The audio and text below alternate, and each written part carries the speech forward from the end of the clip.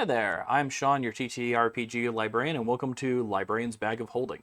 This is Madison's chance to show you all the cool things that we have in our gaming collection, which is composed of gaming guides, video game guides, tie-in novels, nonfiction things like cookbooks, and this is my chance to feature some different things that I get to choose for this collection, so I'm kind of excited.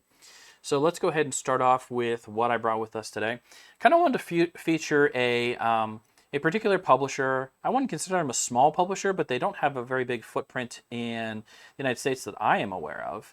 And that's Cubicle 7. They are an Irish game company, and they create a lot of tabletop games. They've done some of their own settings as well. For a long time, they had the rights to Doctor Who, and they still do. They were also the company that produced the One Ring series, which is very, very popular. But outside of those things, they hadn't gotten too much market share until recently, where they kind of made a deal with Games Workshop, and they've been producing the Warhammer and the Warhammer Fantasy, so 40K and Fantasy, tabletop games. So not the miniatures that most people are familiar with, but more along the lines of the actual tabletop RPGs. So I started off with Doctor Who, one of my favorite sci-fi shows, and they have the rights for this, and they still have the rights for this. So we have several of them in the building. And again, this is a pretty decent system. It's pretty well documented, definitely without question. Really, really, really well done. It's fun to play, something different, And then Primeval, you may not be familiar with. It's a television show. I don't think it's aired anywhere. I don't think it was on Sci-Fi Channel or anything like that, but someone correct me in the comments.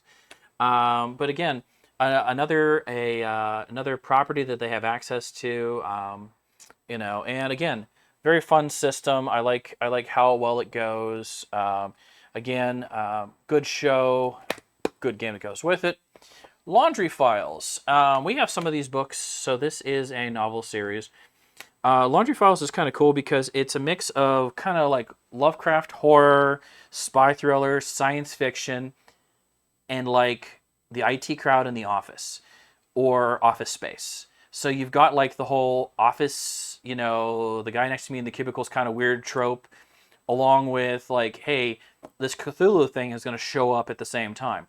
So really kind of a cool series, really good books, and real fun RPG.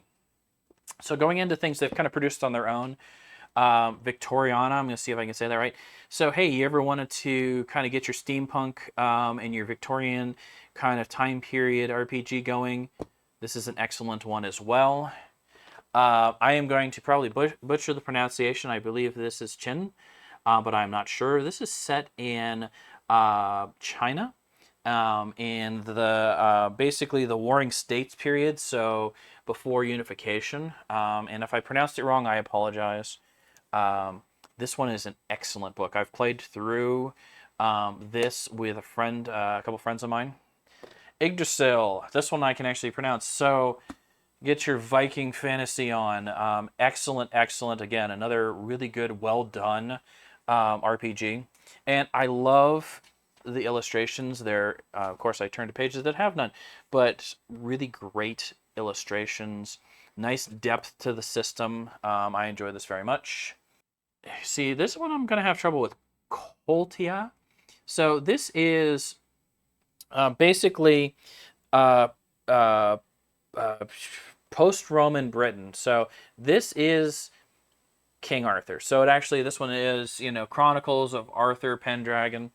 This one is very good if you want to kind of do your Camelot setting. It's well done. It reminds me very much of the second edition Rome or Celts source book for AD&D.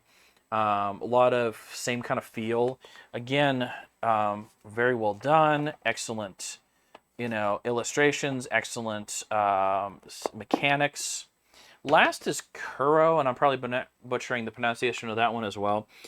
I liked this one because, we have a lot of cyberpunk things, and of course, in a lot of cyberpunk genres, they tend to focus on Japan, Tokyo, places along this line.